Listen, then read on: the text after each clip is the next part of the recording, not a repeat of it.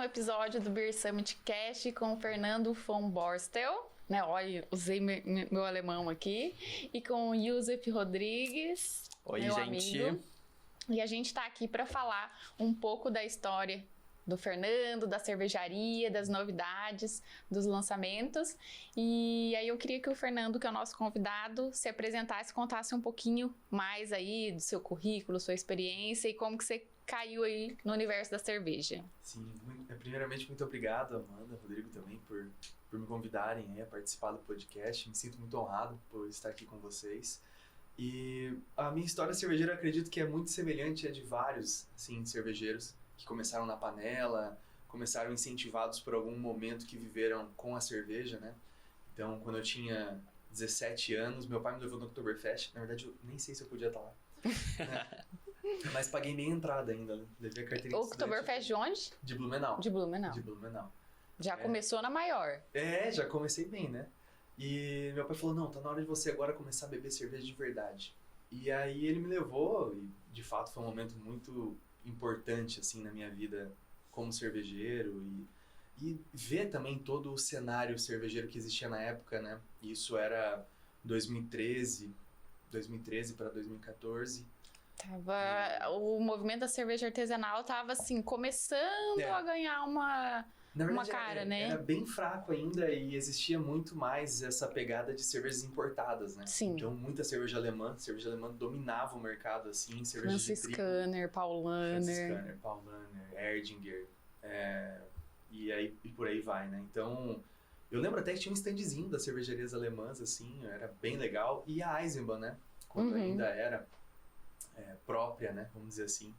E foi muito memorável participar de tudo isso, né? Na época, só tomava pra ficar bêbado, né? Na verdade, molecagem, assim, né? E aí meu pai falou, não, vamos lá, vamos fazer você aprender a beber, tomar cerveja que tenha um sabor interessante pra você evoluir seu paladar e tudo E seu mais. pai já tinha essa inclinação para cervejas artesanais, ele já gostava? Ele já tinha, assim. Ele sempre gostou das cervejas alemãs, assim. Ele sempre foi alguém que gostava muito do sobrenome alemão e tal, né? Honrar as origens. Honrar as origens, né? Não que a gente fala alemão, mas ele sempre gostou muito dessa vertente, assim. E aí ele sempre bebia em casa, uma Paulaner e tal, né? Eu lembro que na época existiam algumas lojas, empórios, assim, que até fecharam, mas no estilo do mestre cervejeiro, mais ou menos, né? Que vendiam algumas garrafas e tal. E ele sempre adquiria ali. No mercado tinha algumas coisas importadas também. Então eu sempre vi ele bebendo alguma coisa, mas adolescente, né? Na época, cerveja R$25 a garrafa, né? Então a gente não optava muito por isso. Mas depois que eu fui no Oktoberfest e vi todo o movimento, né? Eu lembro de uma cena muito marcante quando eu fui na fábrica da Eisenbahn e lá tava todo mundo cantando em alemão, assim, brindando e cerveja voando e achei, assim, sensacional, assim. Não sei o que é, curioso, me identifico, quero participar. Eu falei, nossa, isso aí é muito interessante. Mas, assim, nem participar no intuito de ficar embriagado também, mas participar, assim, pô, o que eu posso fazer e o que eu posso criar para fazer com que as pessoas fiquem desse jeito, fiquem felizes, né? Se unam. E a cerveja era a chave disso, né? Esse agregador, né? A cerveja tem esse potencial, né? O álcool, né? Inebriante. Exatamente. Mas eu acho que a cerveja é diferente de todas as outras bebidas alcoólicas, assim. Eu acredito que ela é bem democrática, né? Diferente de um vinho, por exemplo. Não que eu sou contra, mas eu acho o vinho ele muito pessoal, assim. Né? E o vinho tem aquela pegada também um pouco mais elitizada, né? A pessoa já tem uma coisa de quem entende de vinho, já tem diferente.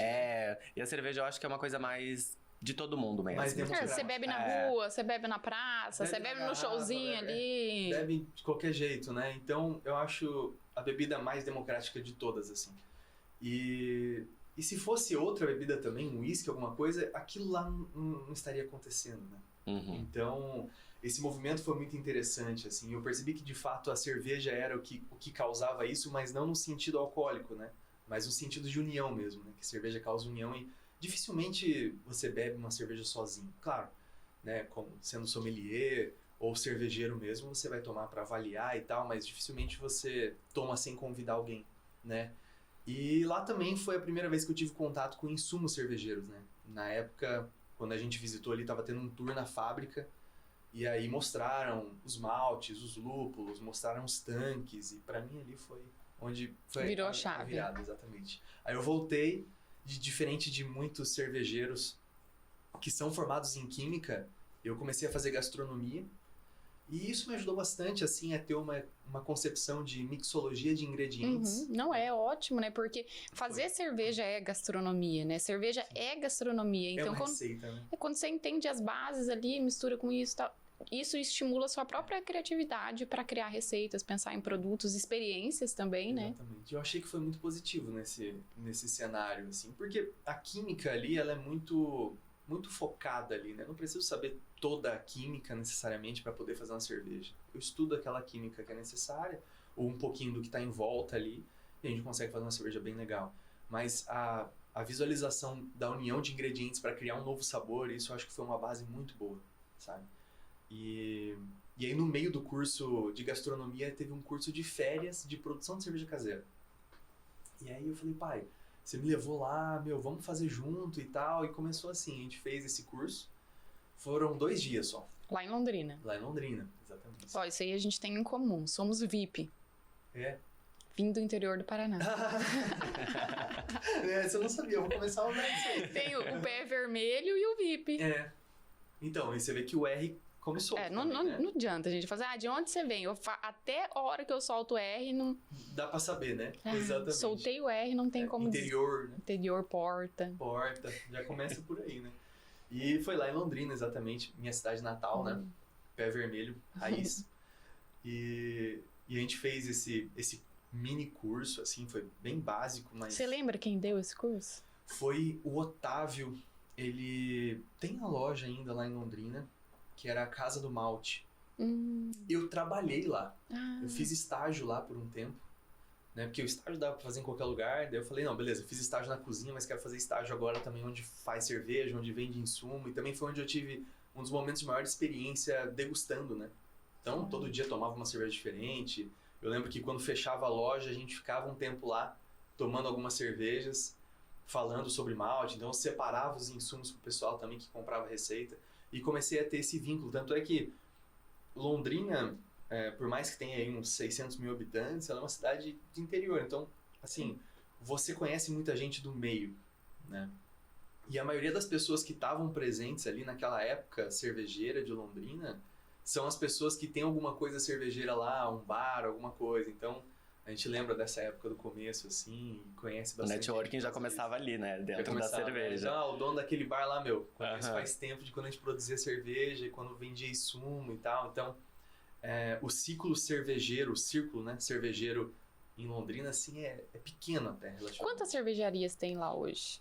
Olha, deve ter em torno de umas 10 cervejarias. Nossa. Por aí. Mas, na verdade, Londrina tem um problema que é a questão de zoneamento, assim. Então, na verdade, apesar das cervejarias se nomearem como sendo de Londrina, a maioria fica em torno de Londrina. Região metropolitana. Então, por exemplo, vai para Ibiporã, vai para Cambé, que são cidadezinhas coladas em Londrina, assim. Apesar de muitas falarem que são de Londrina, né? A gente mesmo, na nossa cervejaria, fala que é de Londrina, mas a gente é uma cervejaria cigana, então a gente produz em vários lugares, né? E lá no Paraná mesmo? A gente já produziu fora também. A gente já produziu umas 15 cervejarias diferentes, assim, em São Paulo. E como é que é o nome da tua cervejaria, pra quem não te conhece? Pra quem não conhece, chama Von Cervejaria, né? E a gente começou justamente nessa época, comecei produzindo daí a cerveja na panela, fiquei uns 2 anos produzindo. Eu lembro até que era numa garagem subterrânea, assim, era um prédio de um amigo do meu pai. E ele tinha... a garagem era mal feita, assim, não entrava nenhum carro na garagem. Então quem trabalhava no prédio tinha que estacionar na frente. E aí a gente morava em apartamento, não tinha como produzir cerveja lá. E meu pai falou com ele, cara, pode usar o estacionamento inteiro, do jeito que você quiser. A gente pegou umas 2 vagas de garagem ali, era Breaking Bad total, assim. E aí começamos a se instalar e produzir cerveja ali. Eu produzia cervejas, né? Meu pai só me ajudou financeiramente a comprar, né, os equipamentos e tudo mais. Mas aí começou dali. Depois de 2 anos produzindo e... Nossa, assim, graças a Deus sempre as receitas deram certo, né? Então, desde a primeira receita ficou legal. Claro, sempre tem adaptações, mas nunca deu errado na receita. Você lembra qual que foi a sua primeira cerveja? Lembro. O que era? lembro que foi inspiração de uma cerveja que eu tomei e fiquei fascinado. Teve uma vez que eu comprei no Clube do Malte uma Fuller's ESB. E eu fiquei apaixonado pela Fuller's ESB. E aí a primeira cerveja que eu produzi foi uma ESB. Né? Assim, não ficou igual, obviamente, né? Mas a inspiração tava ali. Tá valendo. Né? E ela é produzida até hoje? Ela é produzida até hoje. Nomeada como Little London. Então, ela foi a primeira cerveja que eu produzi. Little London em homenagem à Londrina, né? Que dizem que tem uma influência de comunidade de Londres e da Inglaterra. A fonética é parecida, né? É. Até a gente costuma falar assim, né? Tô em Londres. Londres com I, né? No final, né? Londrina dizem que significa pequena Londres, né? Mas assim, não tem nada a ver com Londres, obviamente. Não tem. Eu não sei de onde tiraram isso, mas... E aí, Little London foi uma homenagem, né? Fazendo essa ponte entre Londres e Londrina, pequena Londres e tal. E aí fiz essa cerveja inglesa, que é premiada até, por sinal. Olha que legal. Ela tem 2 medalhas aí. Uma cerveja bem bacana. Eu gosto, eu sou suspeito, né? Pra falar. Um pai falar dos filhos nunca... E ainda mais o primogênito, né? Não, ainda mais o primogênito. Não tem nem como, né? Não tem nem como. Mas eu comecei na cerveja assim, sabe? Hoje fazem 10 anos já que eu produzo industrialmente, né? 12 anos produzindo cerveja. Então, eu comecei a produzir cerveja desde os meus 18 anos, assim. Então, tô indo pros 30, né? E aí... quando eu falo que sou mais cervejeiro, a galera acha estranho, né? Porque geralmente esperam um senhorzinho, barrigudo, barrigudinho. Exatamente. Mas eu produzo mesmo, né? E tal. Eu lembro quando a gente montou um bar também, depois de um tempo. E aí a galera falava, nossa, mas quem faz a cerveja? Daí o gerente falava, não, aqui ó, tá aqui o Fernando, ele produz a cerveja. E os caras, tipo, nossa, você produz a cerveja? Eu falo, sim, sou eu mesmo. Então, mas eu acho a cerveja um mundo bem, bem mágico, assim. E isso me influenciou em tudo que eu faço hoje. Então, eu não sei fazer nada além de mexer no mercado cervejeiro. Eu pesquisei antes de te encontrar, né? E eu sei que tu tem um aplicativo. Vocês lançaram um aplicativo, né? Sobre o que fala esse teu aplicativo? Conta pra gente. Aí a gente vem pro cenário atual. Né? Desculpa, tinha mais alguma coisa antes? Depois de fazer a primeira cerveja? Assim, vai que aconteceu algo aí que eu tô cortando, né? Não, teve toda a história, né, da cervejaria. A cervejaria hoje faz parte de um grupo de cervejas, né? Então, a gente viu essa como uma forma até de sobreviver a tudo que aconteceu durante a pandemia e tudo mais, né? A gente acabou montando um bar também, mas hoje a cervejaria é uma coisa, o bar é outra, né? Por um tempo foi quase a mesma coisa, né? Quase um brew pub, assim.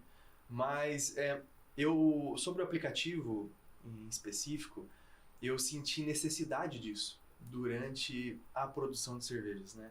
Há uns 2 anos e meio atrás, então ali por volta de 2020, 2021 ali, eu comecei a querer dar uma de blogueiro cervejeiro. Né? Então, comecei a falar sobre cerveja mais abertamente, a estudar mais alguns temas, e eu percebi que havia uma necessidade de entender mais sobre a produção da cerveja. E como eu sou formado em gastronomia, na gastronomia você tem muito a visão de que existe a ficha técnica e que existe a realidade da produção. E que muitas vezes essa realidade foge um pouco do que você tem na ficha técnica, na receita. E aí eu era muito vidrado em relatório de produção de cerveja, por causa disso.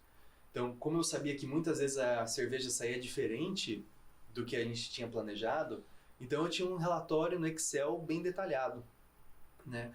E aí, durante essa época que eu tava nessa blogueiragem aí, eu decidi entrar em alguns grupos, fazer esse Excel e divulgar esse Excel. Mas, assim, no intuito de ajudar mesmo, né? Falar, galera, esse é um Excel que eu uso aqui na cervejaria, então aqui a gente anota tudo que acontece na produção e com isso eu consigo rever a minha receita, se eu preciso modificar alguma coisa, né? De uma forma também de tu conseguir padronizar a tua receita, né? Tipo, produzir sempre aquele produto com aquele padrão de qualidade, né? Além de padronizar a receita também. Até porque se tá saindo fora da sua ficha técnica e deu certo ou deu errado, você precisa saber onde você vai mexer ali para fazer o ajuste ou para manter aquilo que você quer manter, né? Porque muitas vezes acontece isso, né? Principalmente quem produz caseiro ou pequeno, ele vai lá, adiciona um pouco mais daquele Exato. malte, daquele lúpulo, e depois não consegue fazer reprodução. Porque não né? notou, né? Não registrou isso, né? E eu tinha muito isso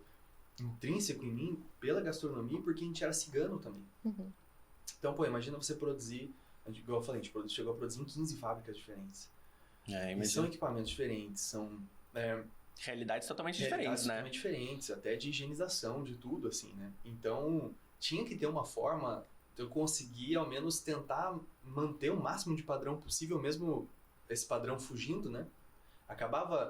Ficava parecido, não ficava igual, mas ficava bem parecido, assim. Mas manter isso foi muito difícil, e aí o relatório entrava para ajudar muito isso, né? Então eu divulguei esse relatório. E, eu lembro que na época teve, assim, uns 350 downloads, assim. Eu falei, nossa, tipo... Assim, sei lá, eu esperava uns 20, né?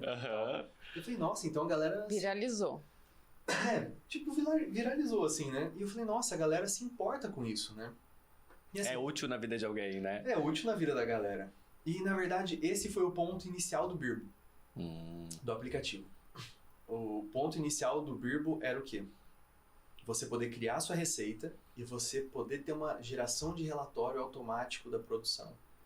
E com isso conseguir avaliar sua receita. Ele começou só com essa ideia, né?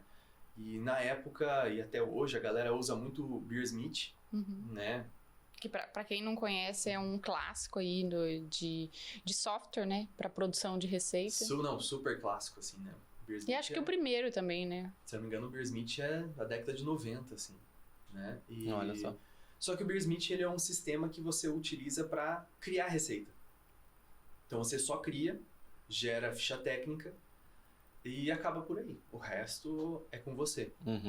E eu senti essa falta como cervejeiro, né? Ainda mais quando eu divulguei, entre aspas, assim, esse relatório, a galera abraçou a ideia. Eu falei, poderia ter um sistema que fizesse as duas coisas.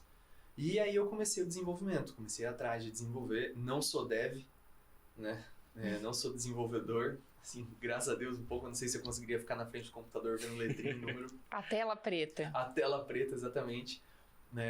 Mas aí contratamos um pessoal muito legal, a gente sempre tem muita parceria com o Sebrae, lá em Londrina, eu acho fundamental. A gente utilizou muito o Sebrae Tech, né, que é uma ferramenta que todo empresário pode usar, na verdade, e para desenvolvimento, o Sebrae Tech custeia 70% do desenvolvimento, então... É uma grande ajuda, né? É uma grande ajuda. O Sebrae, ele é um grande aliado do pequeno e microempreendedor, né?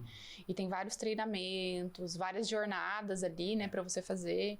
Então, realmente, quem é empresário vale a pena, né? Ter um consultor Sebrae, ver o que pode ajudar, participar dos treinamentos, né? Não, eu acho que é fantástico o que o Sebrae faz, assim, eu nem sei como eles fazem, porque é bizarro o quanto eles ajudam. Incrível, né? E a gente já usou o Sebrae Tech em outras frentes, até na própria cervejaria. Eu lembro que teve, voltando um pouquinho, né, antes de continuar, falando sobre o Birbo, e na verdade foi uma fase muito importante para o Birbo, porque uma das sócias do Birbo veio desse momento do Sebrae Tech também, que eu conheci ela, que é a Lígia Marcondes, né, professora e tal, do Sebrae Vassouras, né, foi muito, muito interessante. Mas voltando um pouco na história, ali por volta de 2017, o Sebrae Tech lançou um edital para construir um produto que tivesse aí uma simbologia do norte do Paraná. E aí, tinha tudo. VIP. Assim. VIP, exatamente. VIP total. VIP total. E tinha empresa de tudo. Tinha empresa de churrasqueira, construção de churrasqueira, tinha tudo. Eram 300 empresas e a gente era a única cervejaria que participou do edital. Para você ver como as cervejarias utilizam pouco o Sebrae. Né? E aí eu construí uma receita, assim, a ideologia só, né? De uma receita com adição de café, que hoje é a nossa cerveja mais premiada, a Café Beer, que ela tem medalha até no Brussels Beer Challenge. E faz super sentido, né? Porque Londrina, o norte do Paraná, é um super produtor de café, né? Londrina foi, na década aí de 1950, 60, foi a capital mundial do café. Então, produzia muito até vinha geada, né? E acabar com tudo, né? Eu sei bem, porque eu cresci meu avô era produtor, né? De café? De café. E todos os sítios ao redor era tudo café. Era muito café.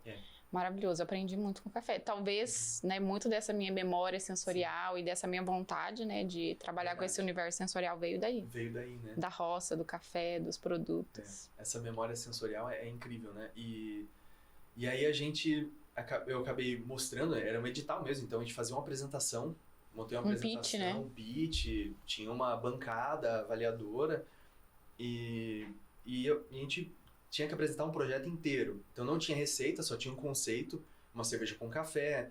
A gente mostrava, na época 2017, era uma época que estava bombando o mercado de cervejas artesanais, assim, então tinha muita cervejaria surgindo, então os números eram muito positivos para o Sebrae abraçar também a ideia de apoiar uma cerveja. E conseguimos a aprovação, assim, foi chocante. Olha que legal. Só uma empresa conseguiria. Uhum. E foi vocês. Nossa, que... Exatamente. Então, de 300 empresas, a gente conseguiu. E esse foi um marco para minha história pessoal como cervejeiro, assim, porque daí o Sebrae Tech, ele tinha disponível R$150 mil por projeto. O nosso projeto, eu tinha colocado tudo assim, que vocês imaginarem de desenvolvimento, e estava dando R$80 mil de projeto. E aí a gente ganhou R$80 mil para desenvolver uma cerveja. Uma cerveja. Então, assim, a gente tinha um ótimo dinheiro, não na mão especificamente, obviamente que ele paga os fornecedores, né? Esse dinheiro não vem pra gente. Sim. Mas você, tinha R$80 mil para desenvolver uma cerveja. E... isso já abre muita coisa, né? Então, muito a gente caminho, contratou vários liberdade designers, criativa. A gente contratou daí o Senai Vassouras para desenvolver a cerveja com a gente. Legal. E o Senai Vassouras, infelizmente, não existe mais, mas na época era a maior referência de escola cervejeira do Brasil. Então, e lá foi onde eu conheci muitos professores, né? Muitas técnicas. A gente ficou 6 meses desenvolvendo a cerveja lá. Então eu ficava indo e vindo de Londrina para Vassouras, lá no Rio de Janeiro, direto, assim, né? Eu passei, acho que somando o tempo, assim, eu passei uns 2 meses, assim, em Vassouras. Aprendendo, analisando técnicas de como adicionar o café, dessas bases e tudo mais. E foi lá que eu conheci a Lígia, que é uma das sócias do Birbo, uma professora, né? Então eu falei, nossa, eu preciso de alguém bem técnico também para ajudar a gente nesse aplicativo. Mas eu acabei estendendo um pouco essa história, mas eu acredito que é interessante contar, até para incentivar o pessoal a buscar também essas parcerias com o Sebrae. E isso existe até hoje. E até um gancho aqui fazendo, o Science of Beer é um prestador Sebrae Tech. Então, olha, que legal. você... prestador, Nossa. Tá, assim, Então, as cervejarias contratam a gente via Sebrae, né? Que pode ser para curso, treinamento, desenvolvimento de produto e tudo mais. Olha, eu não sabia. E essa é uma informação muito legal. A gente tem 2 vertentes, né? Tem a vertente dos prestadores, que seria o Science of Beer, e tem a vertente de quem contrata os prestadores. Exatamente, né? Então, a gente está do lado de quem contrata os prestadores, né? E ficar de olho nesses editais, né? Eu falo, gente, edital é muito importante. Eu participo muito de edital. Na verdade, a história do Science of Beer começou com o edital. Começou com o edital também. Lógico, tem que ter paciência. Você vai ter que ir lá, vai ter que escrever, vai ter que fazer o pitch, vai ter que se dedicar, mas vale a pena, né? Porque, primeiro, você vai entender mais sobre as dores do seu cliente, sobre o seu produto. Você aprende a estruturar, né? Melhor. E você conhecendo mais, né, o seu produto, o seu serviço, você também consegue vender melhor, né? Então, às vezes não conseguiu um edital, mas tenta outro. Sim. E eu sempre falo, existe muito recurso no mundo do business. Muito. A gente tem que ir atrás, tem que ficar de olho e tem que ter, às vezes tem que ter uma pessoa na equipe, na empresa, dedicada a edital. Eu sou essa pessoa. Sim. Eu na empresa eu faço isso, eu fico olhando o edital e consegui muitas coisas, né? Tem muita gente que fala, mas como que... já escutei essa história assim, poxa, mas pra ela foi muito fácil, foi fazer doutorado lá na Alemanha, ganhou... Não, eu consegui uma bolsa para fazer doutorado na Alemanha porque eu participei de um edital, porque eu fui lá. Hoje eu faço pós-doutorado, porque eu também escrevi um projeto, fui lá, fiz a mesma coisa que você fez, né? Só que para esse universo científico. O Science acabou de aprovar um outro edital que a gente tem fomento, que tem uma entidade de fomento que chama FAPESC. Então, a gente tinha um edital Mulheres Mais Tech. Era só para empresas de mulheres e para tecnologia. Então, a gente tem vários produtos aí tecnológicos. Então, isso vai fazendo com que a empresa, né, se estruture um pouco mais, né? Porque a gente recebe assessoria, tem sempre alguém ali para ajudar, tem os consultores, né? E você vai revertendo tudo isso em produto e serviço para sua empresa, né? E o pessoal, igual você falou, o pessoal acha que é muito fácil, né? Mas, na verdade, quando você se posiciona em um edital, você se desafia muito. Sim. Porque você tem que responder coisas, você tem que se preparar de uma forma que talvez naturalmente você não se prepararia, né?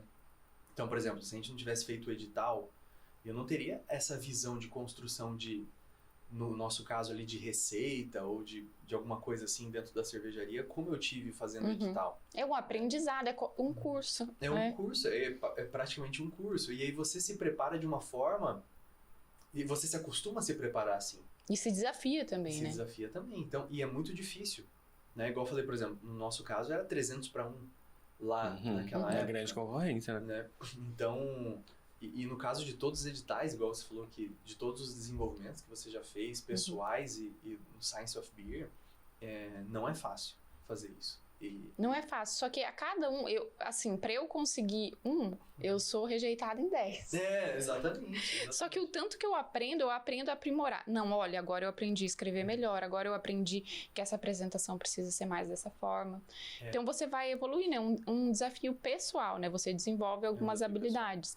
Esse ano também, eu tenho um amigo que ele é também da área da ciência e dessa área mais tecnológica, americano. E daí ele falou assim, Amanda, as suas ideias são muito boas, seus projetos são muito bons, você tem que ir para os Estados Unidos, você tem que ir para o Vale do Silício, você tem que apresentar a sua proposta lá. Aí eu falei assim, será? Eu falei assim, acho que não é tão boa. Ele falou assim, lógico que não. Aí a gente estava num grupo, assim, né, de outros pesquisadores americanos, aí eu contei alguns projetos, ele falou, não, você tem que apresentar. Que massa. E lá no Vale do Silício, eu falo, gente, os Estados Unidos tem muito dinheiro. Tem, né? Tem muito dinheiro. Então, tem várias dessas chamadas para startups, né? E assim, é dinheiro, é $200 mil, é $1 milhão, é $2 milhões. E os Estados Unidos tem uma vantagem que esses editais, eles são muito mais simplificados, né? É que edital brasileiro, assim, é aquela coisa, né? Que ele é um monte de coisa e às vezes... Não, e burocracia, né? O americano, ele é sucinto. Ele quer que você mostre a sua ideia, mostre o potencial da sua ideia, qual que é o diferencial entre os seus concorrentes, qual que é a dor que você está resolvendo ali e que você tenha, né, principalmente confiança e mostre conhecimento no que você está fazendo. É isso. Então, assim, são perguntas fáceis de responder, não é aquela coisa que você tem que fazer o gráfico, tem que montar a tabela, tem que fazer planejamento. É fácil e você fazer o seu pitch. Total, pitch é fundamental. Aí você faz um pitch que é rápido também, acho que era 1 minuto, e aí depois disso é a fase de entrevistas no Vale do Silício. Quer saber? Fiz, né? Não passei na fase final, mas para mim foi uma super experiência, porque eu me desafiei, né? Eu passei a acreditar mais em mim, né? Você começa a ter mais resiliência. Eu falei assim, tá bom, né? Meu inglês não tá tão ruim assim. Eu achei que eu não ia conseguir falar, não. Fiz tudo. Então, é uma oportunidade, né? De aprendizado. Todo edital é uma oportunidade, né? E a gente ainda não tentou nada fora do Brasil ainda, né? Depois eu vou te passar esse edital. Nossa, por favor. Vai ser muito legal. Vai ser muito legal mesmo. E aí, sobre daí o Sebrae, o Birbo ele não foi através de edital, mas ele foi através do Sebrae Tech. Então, como o Sebrae Tech ele ajuda ao desenvolvimento, você pode desenvolver site, aplicativo, desenvolver logo, desenvolver tudo que tem a ver com desenvolvimento, que não seja a ver com produto, né? Ele não te dá auxílio para você comprar uma caneca e revender essa caneca, né? Ele te dá um auxílio para você desenvolver algo e que isso, né, se torne diversas outras fontes de renda de diversas formas diferentes, né? Então, com o Birbo eu entrei dessa forma. Vi essa necessidade. Também não sabia, nunca tinha desenvolvido assim, nada a ver com o sistema. Meu pai, ele sempre mexeu com software, mas ele tinha... É uma empresa, ele tinha um desenvolvedor próprio, mas totalmente diferente, não era nada a ver com aplicativo, era sistema de computador mesmo, assim. Então, e para não ficar muito também na asa, né, dos pais, assim, eu falei, não, vou fazer por conta mesmo, vamos meter a cara e vamos ver o que dá. E eu também não sabia os caminhos que seguir no momento de desenvolver esse aplicativo. Quem que eu tenho que contratar?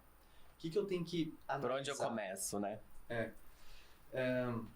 Então, assim, eu comecei a estudar essas coisas conversando com o próprio Sebrae, né? E aí fechamos um pacote lá de serviços e com essa ajuda aí de custeio, nossa, a gente ia gastar muito mais, acabamos gastando bem menos do que o necessário e desenvolvendo um projeto tão bom quanto. Né? Eu tenho um amigo meu também que estava desenvolvendo o aplicativo na época, ele não foi por esse caminho, ele gastou assim o triplo do que a gente gastou, fazendo um aplicativo muito mais simples para outra área e tal, mas então só para também mostrar a importância, né, de fazer que esse suporte te dá, né? Isso. Porque eles entendem daquele negócio. Às vezes a gente tem uma ideia muito boa, mas o executar é outra coisa, né? Não. E aí se tu tem uma equipe preparada ali para te dar esse suporte, para te dar uma direção, cara, tu ganha tempo e tu economiza muito dinheiro, né? E isso é muito importante quando tu tá criando uma startup, criando um negócio novo. Porque dinheiro é o que move tudo, né? E a falta dele tranca todo o teu projeto. Total. Então, se tu tem alguém que te dê uma direção, cara, é vida, né? Em qualquer sentido. E a gente sabe das limitações da microempresa, né? Da pequena empresa. Né? Geralmente a gente faz tudo, a gente sabe fazer desde da logo, da venda, né? A gente faz um pouco de tudo e a gente não tem tempo, né? E mesmo que a gente dá um jeito de fazer várias outras coisas, a gente não tem o conhecimento, habilidade para certas coisas, né? Então a importância também da gente delegar essas atribuições profissionais a outros profissionais que possam ajudar, total. Né? Isso é fundamental, né? Então, aí eu ganhei muita experiência, como você comentou mesmo, né? Em relação a esse cenário de aplicação, de desenvolvimentos, de sistemas e tal. Então, o Birbo começou com esse desenvolvimento sendo para ser um app onde você cria receita, acompanha a produção e gera relatório. E aí eu falei, mas será que é só isso mesmo? Né? Será que é só isso que o cervejeiro faz? E eu falei, não, mas uma das áreas fundamentais de todo cervejeiro é o networking. Eu acredito que o networking no ramo cervejeiro é fundamental para o crescimento de todo cervejeiro, né? Antes da pandemia mesmo, quantas confrarias não existiam de cerveja, onde cada um levava a sua cerveja, bebia a cerveja do outro. Curioso isso que você falou, porque hoje se perdeu isso, né, das confrarias. Se perdeu. A gente não tem mais, né? Não. Assim, a pandemia cortou todas as confrarias pela raiz e a galera não faz abandonou. Mais assim, né? Teve uma mudança comportamental dentro disso também, né? Eu acho que a gente tem que observar isso com um olhar muito atento para o mercado cervejeiro, porque existe essa mudança de comportamento, de consumo, né? Você vê, se a gente pegar lá 2013, quando você foi no Oktoberfest, né? Sim. Eram cervejas importadas, estava muito na moda o empório, depois veio, né, os quiosques de cerveja, os clubes de assinatura, tudo isso morreu. Exatamente. Tudo isso morreu. Todos esses modelos de negócio não funcionam mais. Até os estilos não funcionam mais, né? Por exemplo, a cerveja de trigo, a gente teve que tirar do nosso portfólio, pra você ter ideia. E a cerveja de trigo era uma homenagem ao meu bisavô. Mas a gente teve que tirar do portfólio, porque ninguém mais consumia cerveja de trigo. Né? Então, o desenvolvimento do mercado cervejeiro é muito ágil. Né? Se você for ver, a gente está falando de 2013, a gente está falando de 10 anos. É muito rápido, né? É muito rápido. Então, assim, esse encontro de modelo de negócios dentro do mercado cervejeiro necessita de networking. Né? Então, assim, eu até estava falando no começo só no intuito de receitas, técnicas, ingredientes, né? Mas também modelo de negócios, né? Então, a gente tem que se abrir muito a isso. E aí a gente percebeu que o networking é fundamental para o ramo cervejeiro. E, aliás, você colocou até uma frase que eu acredito que a gente poderia incentivar as pessoas que estão vendo esse podcast a voltar a fazer esses encontros cervejeiros, né? Eu vejo que isso está acontecendo muito em volta dos congressos. Vocês estão fazendo agora, né, esse online, né, que é uma forma de criar discussões, né, dentro do meio cervejeiro, mas existem congressos presenciais que estão acontecendo também, que algumas grandes empresas fazem, como a Agrária, por exemplo, né? Mas é interessante a gente voltar a ter isso. Né? Mesmo que não seja presencial, mas que sejam através de fóruns, através de discussões, porque fortalecer a rede e o ecossistema, Fortalecer a rede e o ecossistema, porque é isso que faz a gente crescer, né? Então, por exemplo, eu descobri, entre aspas, uma forma de como adicionar café na cerveja que fica interessante e tal. Pô, por que eu não vou disseminar isso? Né? Eu acredito que o mercado cervejeiro não é receita de Coca-Cola.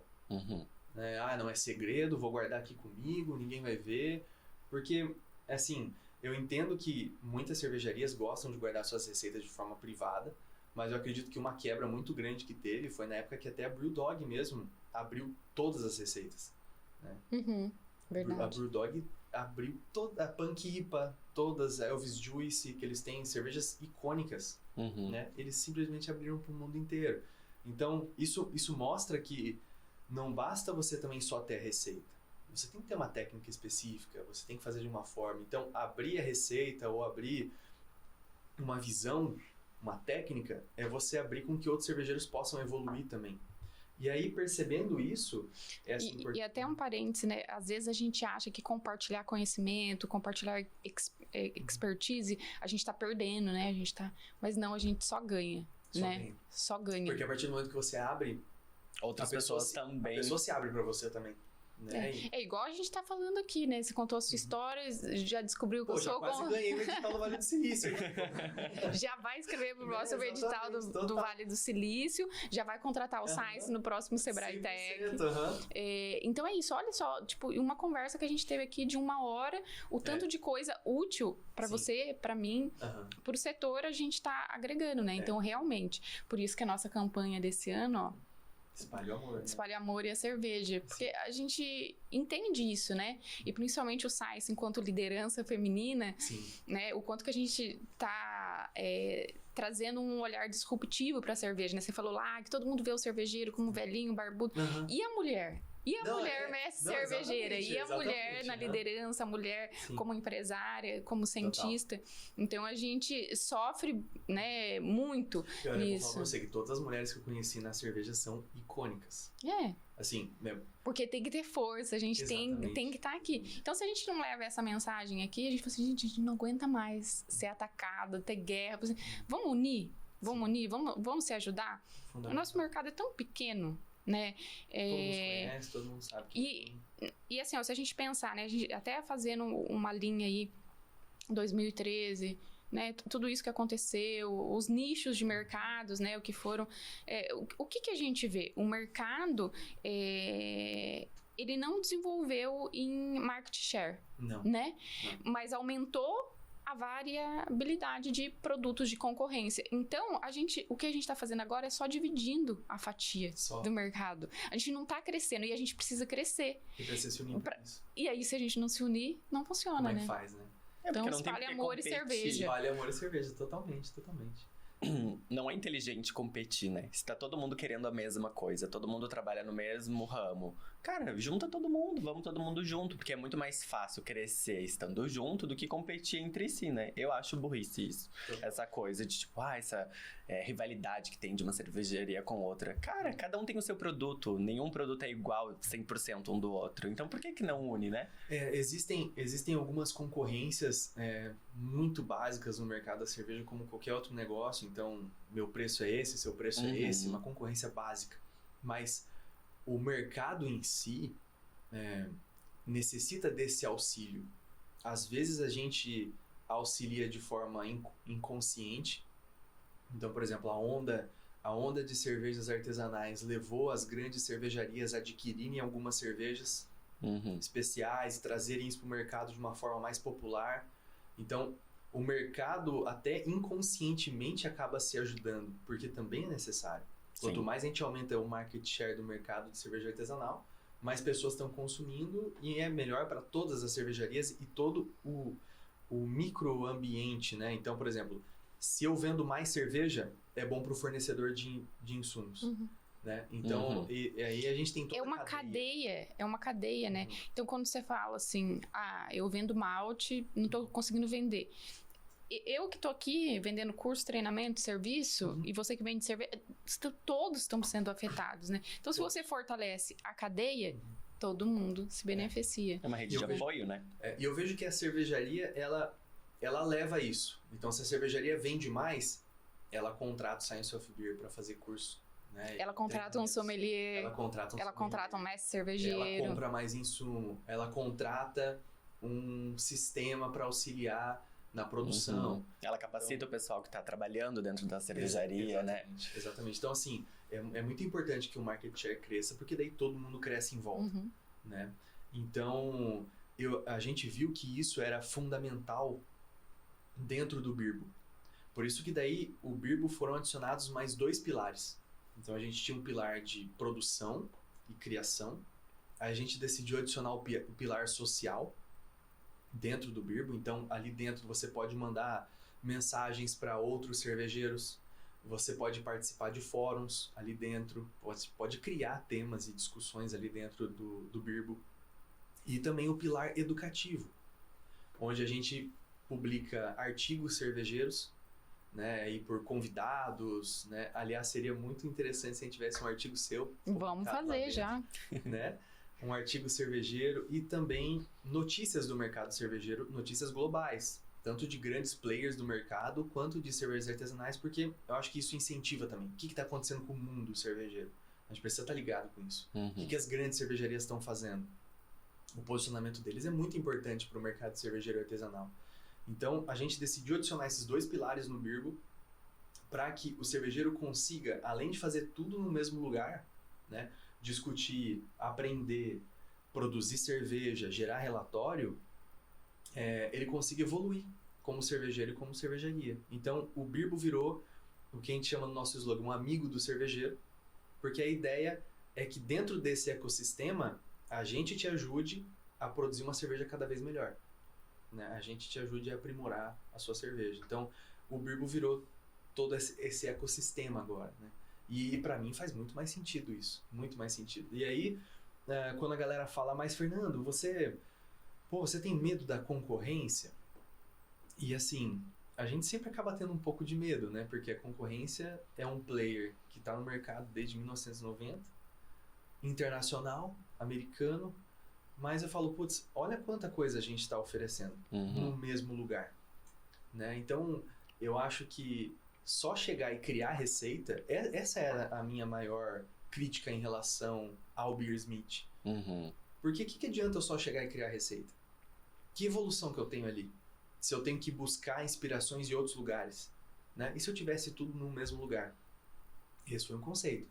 A gente tem planos para o ano que vem para expandir para outras áreas cervejeiras também, né? Áreas de sommelieria, avaliação de cervejas, área até de marketplace, né? De insumos cervejeiros. Então, é de fato virar um portal mesmo. Um lugar que abranja tudo dentro do mundo da cerveja, né? Desde informação até a tua própria receita, até tu ter uma estante ali que tu tenha todas as tuas receitinhas. É como se fosse uma rede social, na verdade, né? Comunidade. É uma comunidade cervejeira dentro de um aplicativo. Assim, ao mesmo tempo que você consegue ter privacidade, que você consegue criar sua receita sem ninguém ver sua receita, isso é possível dentro do Birbo.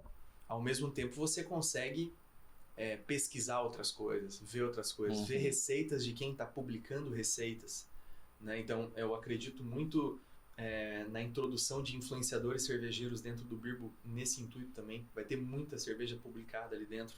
Sim. E é legal porque, sendo uma rede social, ela vai se retroalimentando. Então, assim, a gente dá a tacada inicial, mas a comunidade se gera sozinha, né?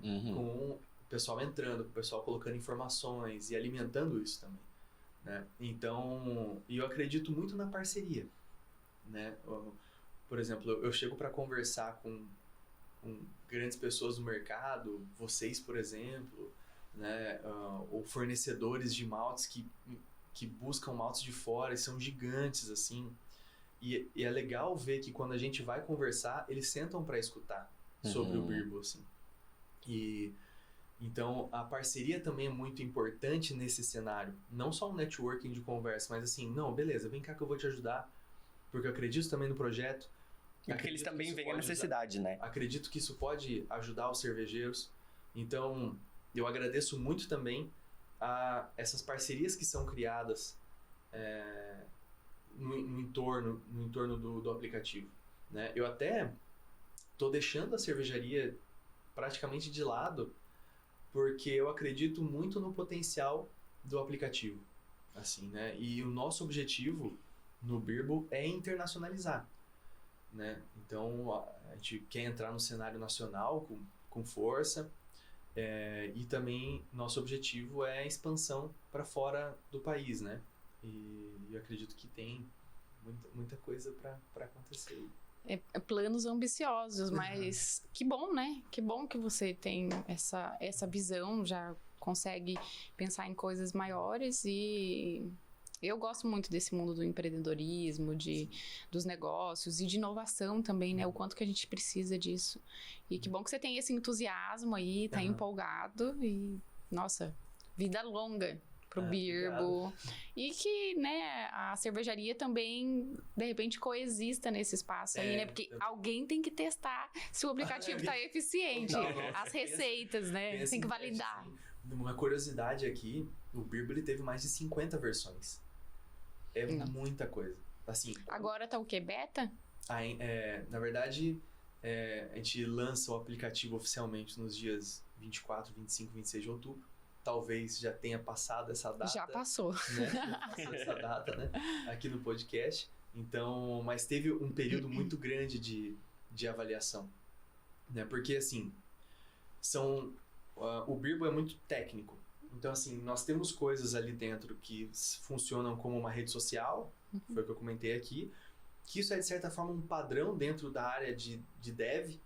Então, por exemplo, eu quero colocar um mecanismo de conversa ali dentro. Já existem vários mecanismos para você colocar isso. Mas quando a gente entra numa parte específica do app, como cálculos cervejeiros, aí é uma parte muito específica. E isso demorou muito para colocar ali dentro. São mais de 15 páginas de cálculo que tem dentro do Birbo.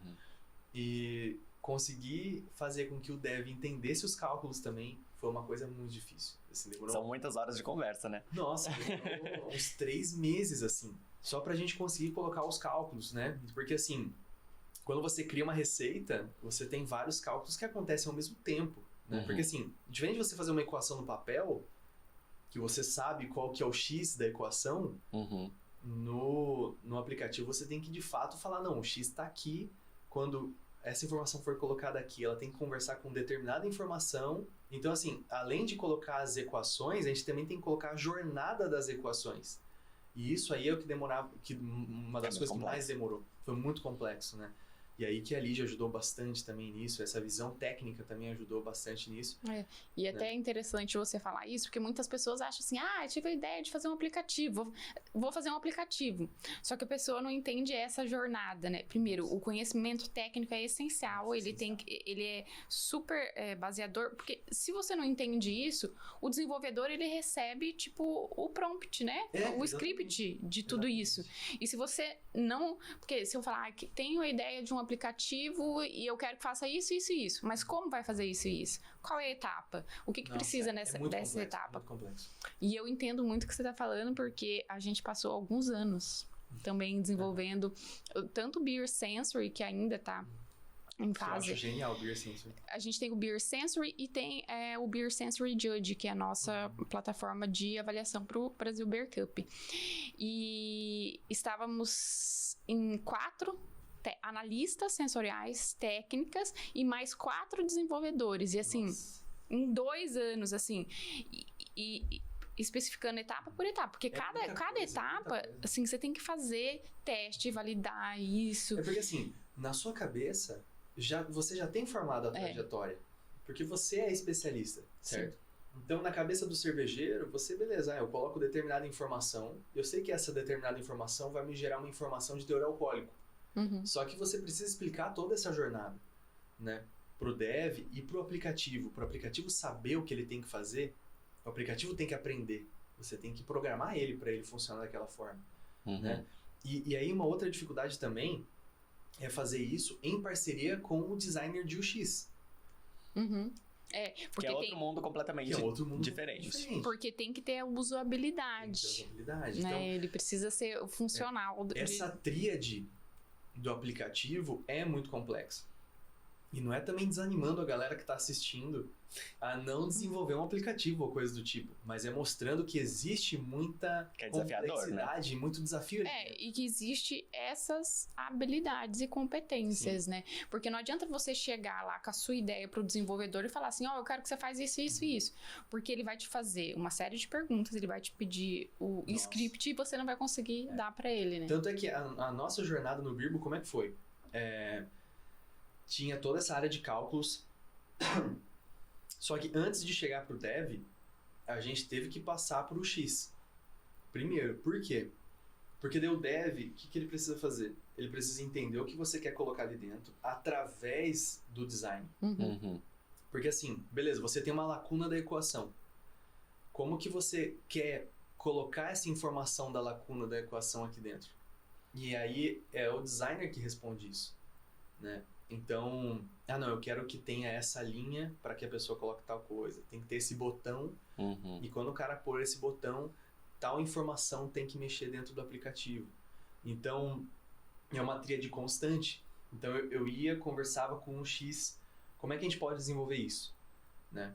A gente pode colocar essa informação dessa forma. Beleza, coloca essa informação dessa forma. Aí a gente ia pro Dev, falava, olha, tá vendo essa informação que tá colocada dessa forma? Atrás disso tem essa equação aqui.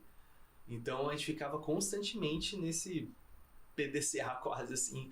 E tem que estar todo mundo falando a mesma língua, né? Porque senão, tipo, não acontece o desenvolvimento. Uma das partes, assim, que foi mais interessante de desenvolver foi o acompanhamento de produção.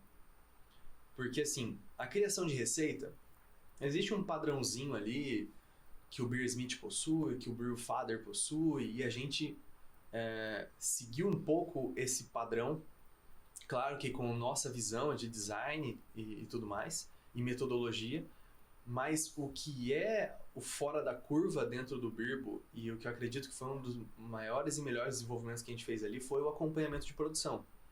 Porque o acompanhamento de produção, ele lê a sua receita, e ele transforma a sua receita em passos da produção. Então a gente teve que estudar muito também toda a produção de uma cerveja, tudo que um cervejeiro se questiona dentro de uma produção e colocar isso de forma automática dentro da produção. Então, por exemplo, vou começar. Aí existe um campo de preparação de receita. Você dá um início e existem todos os campos seguintes. Tem áreas de checklist, que você precisa responder ao checklist. Tem áreas de cronômetro. Tem áreas de timer, dependendo, você está na mostura, numa determinada rampa. Então, ele precisa ler e identificar tudo isso. E como a gente também quis colocar o relatório ao mesmo tempo, vamos supor que você setou uma temperatura de mostura 50 graus a 20 minutos, por exemplo. Inicia esse timer, mas o timer, ele continua. Se passar de 20 minutos, e você não, ele dá um alerta, mas se você não der o ok, ele continua contando. Porque ali, ao mesmo tempo que a gente tem um acompanhamento e uma indicação do que você tem que fazer, ele também tem um registro do que você está fazendo. Então, por exemplo, não foi 20 minutos, foi 22 e X segundos. O app registra essa informação. Então, essa parte eu acredito que foi até mais desafiadora do que necessariamente a criação da receita, assim. Né? E os cálculos e equações ali e tudo mais. O que eu achei interessante também é que, tipo, esse aplicativo ele funciona muito bem pra quem já tá trabalhando há muito tempo com cerveja.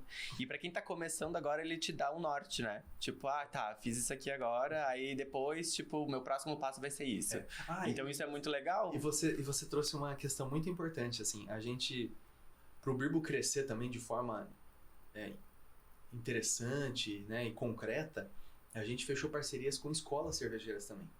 Legal. A Escola Superior Cerveja e Malte, por exemplo, é um grande parceiro e a gente fechou uma parceria onde os alunos da escola superior aprendem através do Birbo. E isso foi muito legal, porque a gente começa também a cativar cervejeiros que estão começando sua jornada. Então, a médio prazo, a gente vê um número de usuários que começaram no Birbo se desenvolvendo ali dentro também. Né? E de repente saindo da escola, indo para cervejarias e levando isso também para cervejarias, né? Então é aquela sementinha que a gente planta e é o que a gente fala, né? Aplicativo a gente acha que a gente põe na store, né? E que a galera já começa a baixar e já não sei o que, né? Mas existe também um ciclo de médio e longo prazo também que a gente tem que imaginar. E importante essa sua fala também, né, Fernando, para fazer essas pontes, né, e fortalecer, né, essa comunidade, né, porque vocês estão ali distribuindo um aplicativo, mas às vezes vocês não estão em contato com o consumidor, com o aprendiz, né, Sim. então pensar na cadeia como um todo, né, ir lá e falar com o cara que vende a matéria-prima, o cara que tá ali dando treinamento e quem tá vendendo, né, então a ideia de ter um marketplace, né, também é muito interessante nesse intuito, porque você fortalece todo o sistema, né. Todo, assim, a gente tá numa parte anterior da cadeia de venda, né? Então a gente não entra em gestão de estoque, a gente não entra em emissão de nota fiscal, né? A gente acaba não sendo esse tipo de sistema, né? Eu julgo que a gente é um sistema também é mais focado em produção, né? Focado em produção, e geração de qualidade, controle de qualidade, tudo mais, né? Aprendizados e a parte social. Troca de experiências, né? Troca de experiência. Então a gente tá numa fase anterior da venda. Mas a minha pergunta é, o que a gente consegue ajudar todo mundo na fase anterior da venda? Então, é igual você está falando no cenário cervejeiro. Tem consultores, tem sommeliers que trabalham também. Como que a gente consegue agregar esse pessoal também dentro desse ecossistema? Né? Uma das ideias que a gente tem também é abrir um espaço para a venda de cursos de terceiros, né, dentro do aplicativo. Então, por exemplo, você quer fazer um curso para cervejeiros. Por que você vai fazer no Hotmart, divulgar isso dentro do Facebook, que tem diversas pessoas ali de diversos mercados? Por que você não faz isso num lugar onde vai ter, na verdade, todo o seu público? Né? Então, você está fazendo um curso para cervejeiros. Né? Por que então você não publica isso, não divulga isso ali dentro? Então, a gente está começando também a pensar em criar uma plataforma ali dentro para essas vendas de cursos de pessoas que querem fazer cursos para cervejeiros, né? Teremos curso do Science of Beer. Aí, ó, legal, com certeza, vamos ter sim, certeza absoluta, né? Então, porque ali você já tá nichado, ali o cara já tá fazendo tudo que ele precisa fazer, né? Então, pra que ir para uma outra plataforma, visitar um outro lugar, sendo que a gente pode fazer tudo ali dentro, né? É isso, a ideia é reunir todo o máximo de conteúdo cervejeiro, networking, tudo que envolve essa bebida mágica, por que não colocar tudo no mesmo lugar, né? Exatamente. E o lugar é o Birbo, então. Vai ser total, né? Então, tô bem esperançoso com tudo que pode acontecer. É uma luta constante, né? Igual você mesmo comentou no início, as pessoas não veem os desafios que a gente passa, né? É só ver aqui esse cenário bonito. Aí ninguém. O design bonito, né? Só ver, mas não vê todo o acontece coisas atrás desses bastidores, né? Bastante coisa. E a gente tem que se dedicar, tem que ter compromisso, tem que ter disciplina, né? Então, tudo isso que você tá falando, contando pra gente, é sobre isso, né? Sobre um desejo, sobre ter disciplina, sobre buscar recursos nos lugares corretos, né? Exatamente. E assim, eu não lembro se eu comentei já aqui nessa conversa, mas foram mais de 1 ano e meio desenvolvendo o Birbo, desde o embrionário até tudo isso que a gente passou para chegar onde a gente está, né? Igual eu comentei, mais de 50 versões o app teve para ser lançado oficialmente. Cada versão tinha um bugzinho, cada versão tinha um errinho, e que a gente tem que mapear tudo isso, voltar. Então, o aplicativo, de uma forma geral, ele é uma roda, né? Então, todo momento você... na verdade, esse é um dos pilares do Birbo, né? Dentro da nossa visão, a evolução constante é um dos pilares. Porque a gente tem que evoluir constantemente, né? E é interessante porque, assim, esse desenvolvimento que a gente fez para o aplicativo está me servindo como uma base muito grande de aprendizado para qualquer empresa. Eu falo, nossa, mas a gente faz tanta coisa dentro do aplicativo, a gente revê tanta coisa, a gente analisa tanto número, né? A gente tem um ciclo de funções aqui dentro. E por que a gente não passa isso, né, para uma empresa normal, vamos dizer assim, uma empresa que vende produto, uma cervejaria, alguma coisa? Por que a gente não analisa as coisas que a gente analisa aqui dentro do aplicativo, sabe? Então, comecei a ter uma visão também de análise muito maior, né? E daí eu falo, nossa, agora eu entendo porque também muitos aplicativos dão certo, Porque a galera faz muita coisa ali dentro de análise, de estudo, de evolução constante, que às vezes na empresa, numa cervejaria, por exemplo, a galera, né, estagna, pô, eu tenho minha Pilsen aqui, eu tenho isso aqui, eu tenho meu rótulo tal, e aí a galera não Foca ali na produção e sempre mantém a mesma coisa, né? Fica naquela zona de conforto, na verdade, né? Que é o que a gente estava conversando também, essa evolução do mercado, de 2013 para cá, né? Então, se a gente constrói essa visão analítica para o mercado também, para as cervejarias, né? Para onde que a gente vai? Essa é uma dúvida muito grande. Por exemplo, essa semana eu estava conversando com o Douglas Salvador, do Clube do Malte, e a gente estava conversando, tá, e agora, para onde a galera vai? Isso tem a ver também com essa mudança comportamental e que ela acontece a todo tempo, né? A gente vê as mídias sociais, né? Os hábitos de consumo, de comportamento mudam a todo tempo. A gente que está aqui no negócio, a gente tem que estar toda hora acompanhando. Não, isso aqui não funciona mais. Carrossel não funciona mais. Rios não funciona mais. E aí você vai mudando. E isso não é um reflexo só dentro da mídia social. Isso é um reflexo da gente enquanto sociedade. Então, a forma de consumir, de beber cerveja, de fazer cerveja também mudam, né? E se você não tem esse olhar atento, você não consegue. Porque, assim, o que muita gente não entende é que você precisa estar em constante mudança, evolução e crescimento. Não é assim, eu criei esse copo, eu criei essa cerveja, ela é linda, maravilhosa, ganhou 5 medalhas, não preciso fazer mais nada.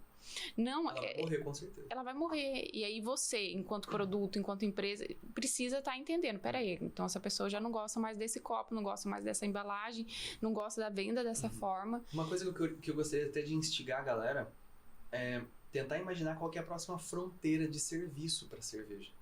Porque a gente passou dos empórios, aí a gente foi para as tap houses. Não que isso não funciona mais.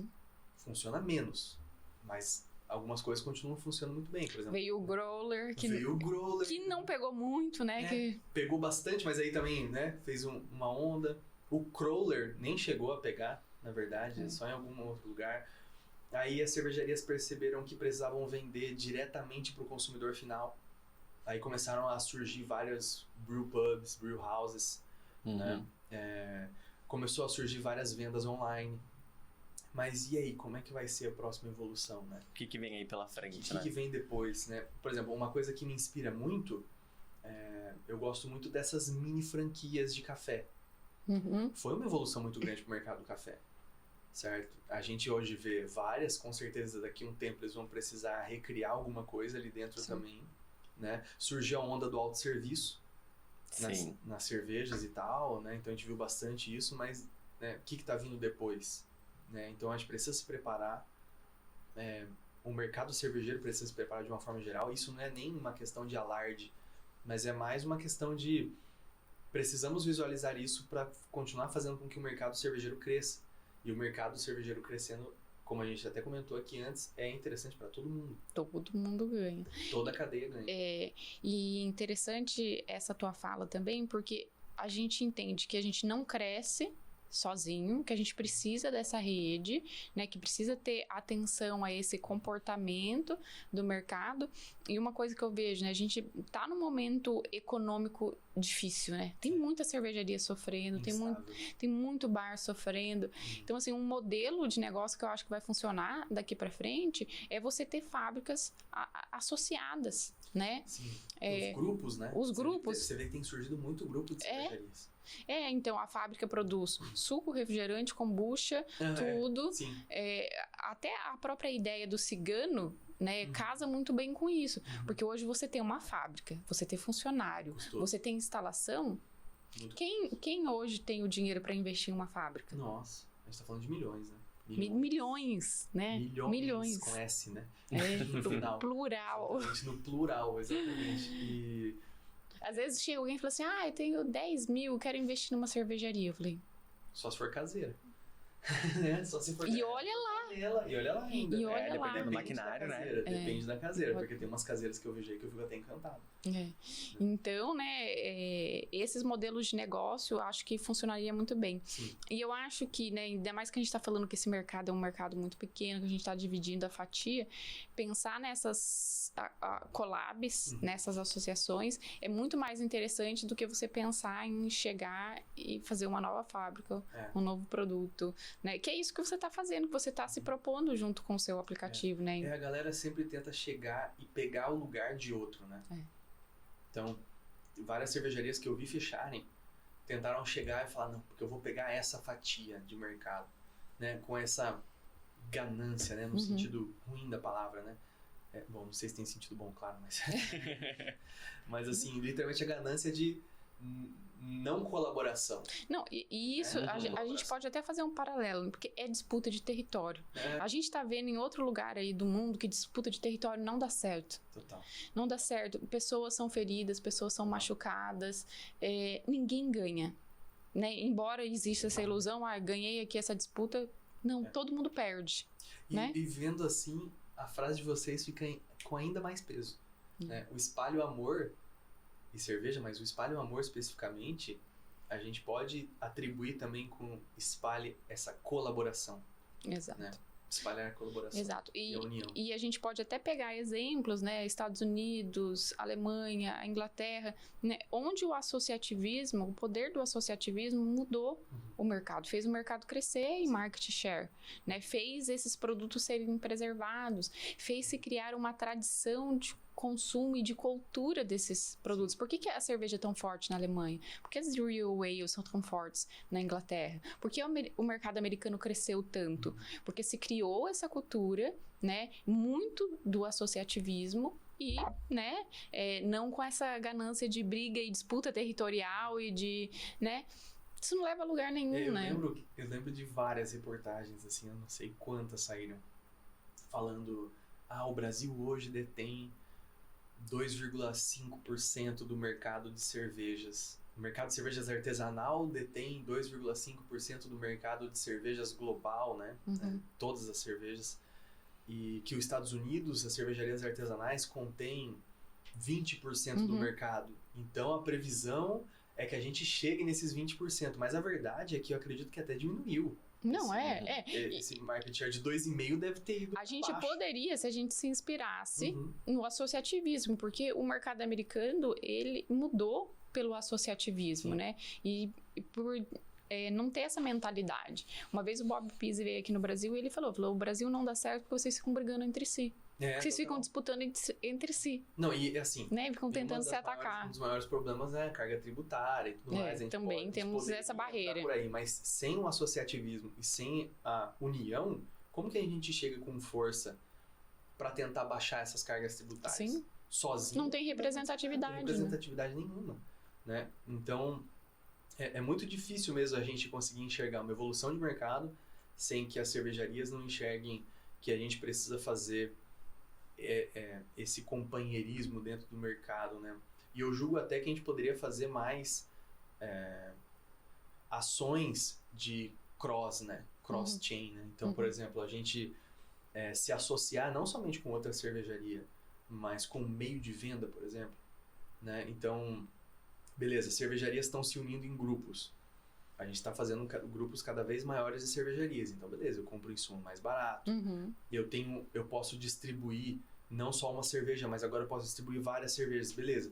Mas será que não existe outros mercados que a gente pode se associar como cervejaria também para fazer as cervejarias crescerem? Sim. Igual você falou, tem cervejaria produzindo kombucha, tem cervejaria produzindo outras bebidas. Isso é muito interessante, né? E também, de repente, outras fontes de venda também, né? Como os próprios clubes de assinatura, esse tipo de coisa. E nesse modelo de associativismo, né? A Alemanha tem uma associação que chama Privatbrauerei, né? Uma associação de cervejeiros.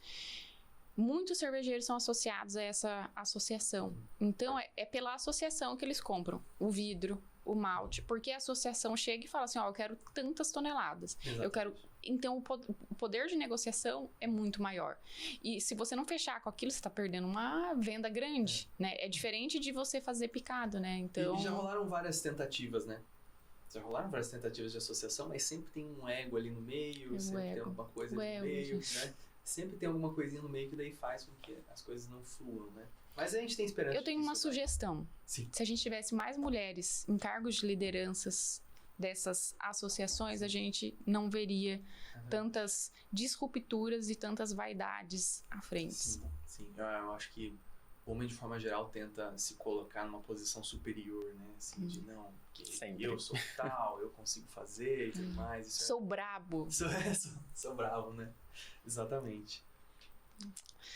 Mas muito bom saber da sua história, da sua trajetória, entender um pouquinho mais do Beerbowl. Espero que o Beerbowl tenha aí vida longa, que a cervejaria também continue também aí. Quero provar essa cerveja aí com café, a campeã aí campeã, né? Exatamente. Da grande disputa. E obrigado mais uma vez pelo convite. Fico muito feliz em poder compartilhar não só a história do Beerbowl e a história minha e da cervejaria, mas compartilhar ideias que de repente pode ser uma semente na cabeça de alguém, alguma ideia nova pode surgir no mercado, porque no fundo, acredito que o que a gente mais quer é que o mercado flua, evolua e cresça, né? Isso aí, Fernando. Muito bom te escutar. As portas do Science of Beer, do Beer Summit Cast continuam abertas aí, que a gente possa trocar muitas ideias, fazer planos em conjunto aí. E obrigado pela sua vinda a Florianópolis aí para gravar esse episódio especial. Eu que agradeço. E você que gosta de cerveja, quer se conectar com pessoas que falam sobre cerveja, saber sobre notícias de cerveja, baixa o Beerbowl, né? nas melhores plataformas de download de aplicativo, vai estar lá. Muito obrigado.